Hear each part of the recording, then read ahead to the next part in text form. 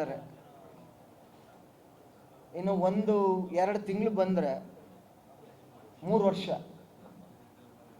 ಮೊನ್ನೆ ತಾನೇ ಕಾಂಟ್ರಾಕ್ಟರ್ಸ್ ಹೇಳಿದ್ದಾರೆ, ಮೊನ್ನೆ ಅಸೋಸಿಯೇಷನಿಂದ BJP ಒಂದು ಟಾರ್ಗೆಟ್ ಫಿಕ್ಸ್ ಮಾಡಿ ಅವರನ್ನ ಭ್ರಷ್ಟ ಸರ್ಕಾರ ಅಂತ ಏನು ಹೇಳಿದ್ರು, ಈಗ ಇರ್ತಕ್ಕಂಥ ಸರ್ಕಾರ ಯಾವ ರೀತಿ ಇದೆ ಅನ್ನುವಂಥದ್ದನ್ನ ನಾವ್ಯಾರು ಹೇಳ್ತಾ ಇಲ್ಲ, ಕಾಂಟ್ರಾಕ್ಟರ್ಸ್ ಹೇಳ್ತಾ ಇದ್ದಾರೆ. ಆಮೇಲೆ ಎಷ್ಟು ಬಿಲ್ ಆಗ್ತಾ ಇದ್ದಾವೆ, ಯಾವ್ಯಾವ ತಾಲೂಕಲ್ಲಿ ಬಿಲ್ ಆಗ್ತಾ ಇದ್ದಾವೆ, ಯಾವ ತಾಲೂಕು ಆಗ್ತಾ ಇಲ್ಲ, ಅದನ್ನು ಒಂದು ಸಾರಿ ನೀವು ಸ್ಟ್ಯಾಟಿಸ್ಟಿಕ್ಸ್ ತೆಗೆದು ನೋಡಿದ್ರೆ ಗೊತ್ತಾಯ್ತು. ಈಗ ಈ ಮೊನ್ನೆ ಯಾವುದೋ ನಿಮ್ಮಲ್ಲೇ ನೋಡಿದ್ವಿ, 7 ಲಕ್ಷ ಕೋಟಿ ದಾಟ್ತಾ ಇದೆ ಸಾಲ. ಅದೇನೋ ಮೊನ್ನೆ ಹುಣಸೂರಿಂದ ಬರುವಾಗ ನೋಡಿದೆ, ಡಿ ದೇವರಾಜ್ ಅರಸರವರು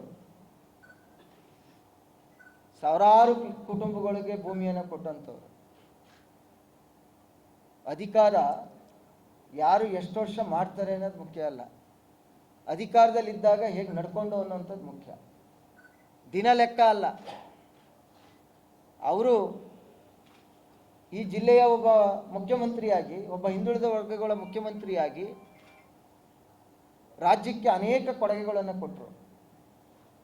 ನಮ್ಮ ಗೌರವಾನ್ವಿತ ಮುಖ್ಯಮಂತ್ರಿಗಳು 2ನೇ ಬಾರಿಯಾಗಿ ಒಂದೊಂದು ಮೈಸೂರು ಜಿಲ್ಲೆಯ ಜನಕ್ಕೆ ಈಗ ಅವರೇ ಕೊಟ್ಟಿರ್ತಕ್ಕಂಥದ್ದು 1 ಲಕ್ಷ ಒಬ್ಬರಿಗೆ ಸಾಲ.